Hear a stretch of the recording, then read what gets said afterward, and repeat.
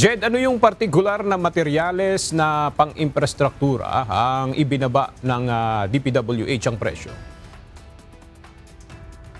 Aga sa inisyal na listahang inilabas ng Department of Public Works and Highways ngayong araw, kabilang sa mga materyales na ibinaba nila ang presyo ay ang asfalto, semento, steel bars, sheet piles, grava at maging ang buhangin.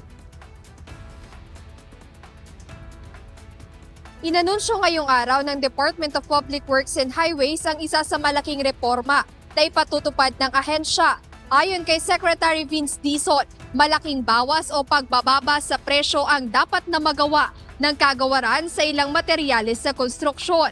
Ito ay matapos madiskubre ang labis na pagpepresyo o overpricing sa ilang construction materials na ginagamit sa mga proyektong pang-infrastruktura. Bilang halimbawa, tinukoy ng kalihim ang sitwasyon sa Region 4B o Mimaropa. Ang halagaan niya per metric tons ng asfalto sa rehiyon ay umaabot sa mahigit 23,000 pesos. Ngunit matapos itong suriin ng bagong pamunuan ng DPWH, nakita nilang maaari pala itong bilhin sa halagang mas mababa pa sa 6,000 pesos. Ibig sabihin aniya, malaki ang naging diferensya o pagkakaiba ng presyo mula sa sinisingil sa aktual na presyo ng merkado. Kaya't pinigyang diin ni Secretary Dizon na dahil sa pagtutok na ibaba ang presyo ng mga materyales upang tumugma sa totoong halaga sa merkado, malaki ang inaasahang matitipid ng DPWH. At ito ay gagawin na natin simula ngayon. This has never been done before to this extent.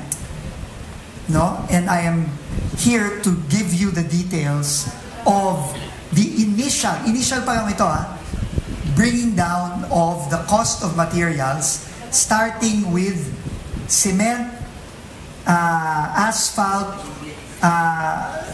steel, gravel, sand, and other aggregates. Pero ngayon, mag-a-announce na ako ng mga ibababa nating mga materials base sa nakita natin na presyo sa merkado. Tinatayang aabot sa 60 billion pesos ang maaari-aniyang matipid ng ahensya para sa taong 2026 kung maipatutupad na ang mga presyong ito. Kung saan ayon kay Secretary Dizon, karagdagang 1,600 kilometers ito ng sementadong kalsada o concrete roads at maaari ring makapagdagdag ng 1,000 kilometers para naman sa asphalt overlays. Aga hindi lang ito para sa taong 2026 ayon kay Secretary Vince Dizon dahil balak din nilang itong maipatupad para sa mga 2025 infrastructure projects na hindi pa nagaganap ang procurement. Kaya ayon sa kalihim, maaari ngayong 2025 ay magkaroon na ng matitipid ang Department of Public Works and Highways at aniya ito yung hindi pa nila alam o pag-uusapan pa at binibigay na nila sa Kamara ang desisyon kung saan mapupunta ang matitipid na pera ngayong taon at maging sa susunod na taon.